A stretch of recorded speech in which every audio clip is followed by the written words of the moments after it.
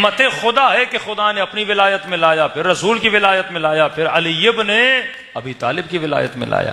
یعنی زندگی وہ جو ولایت علی ابن ابی طالب میں گزرے. ہم نے صرف ولایت کو محدود کر دیا ایک نعرے میں، ولایت کو محدود کر دیا تو لفظوں میں کہ علی اللہ کا ولی ہے. بھئی علی تو اللہ کا ولی ہے، لیکن تم نے اس ولایت سے کتنا فائدہ لیا؟ تمہارے گھر میں علی ابن ابی طالب کی ولایت کتنی ہے؟ تمہارے سفرے پر علی ابن ابی طالب کی ولایت کتنی ہے؟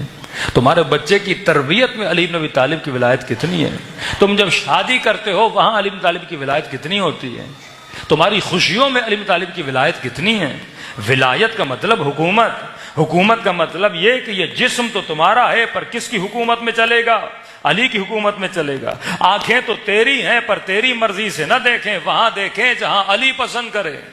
کان تو تیرے ہیں پر تیری مرضی سے نہ سنیں، وہ آوازیں سنیں جو علی کو پسند ہیں. زبان تو تیری ہے پر لفظ تیری مرضی سے نہ نکلیں، وہ لفظ ادا کرو جو علی کو پسند ہے. جب ایسی ولایت پہ بندہ آتا ہے تو چاہے بندہ مدائن میں مر جائے، جنازہ علی وہاں بھی پڑھانے جاتے ہیں. یہ ولایت چاہیے آل رسول کو، یہ ولایت چاہیے محمد اور آل محمد کو.